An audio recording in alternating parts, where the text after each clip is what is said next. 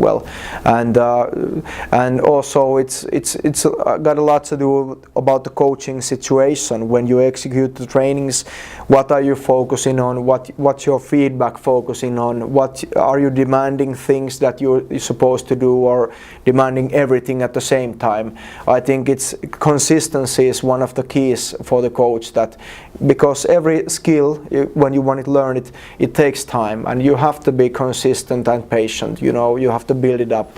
You don't put one training and everything, everybody knows everything. So it's one brick at a time at the wall. In start, you spoke about the feedback. So how coach should give feedback to players? Well, I think that's like changing a lot also, like the style of coaching, at least in Finland, but I think also regarding the world.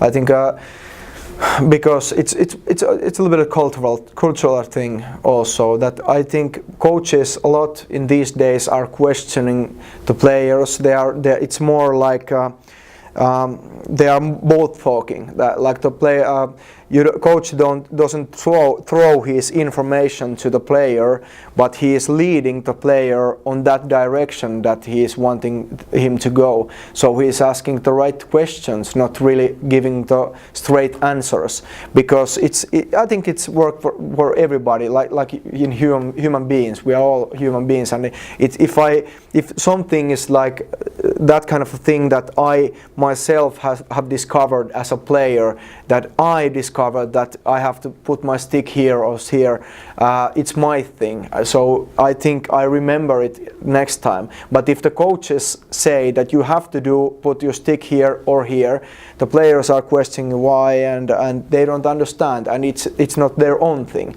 So I don't know if it was like a mixed up answer, but anyway, it's more of you doing it together with the players, and you're asking the players questions, and you're making them to understand little by little. And a few years ago, the Arabian King merged with a club that didn't work with the four roles of the player. Yeah. How long did it take until all coaches started using them? Well, I think 1 year was it was, of course, there are this kind of club fusions. So it was a huge thing in Finland, and also there were lots of like emotions, that some didn't like it and some liked it, and when we got over those kind of things, it took like maybe a half an hour or 1 year, I think. And after that, we were be able to build a culture which is not Tapanelan eras or SSV Vikingit culture, but it's Eräviikingit culture.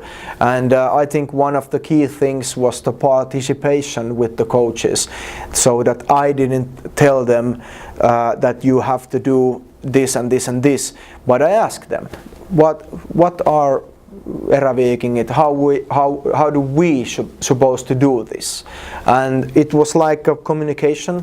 And after that, my job was to gather the things and make like Eräviikingit style, and it came from the coaches to me, and I just asked the right questions. So, okay. Yeah. It's all okay. Yeah. Okay.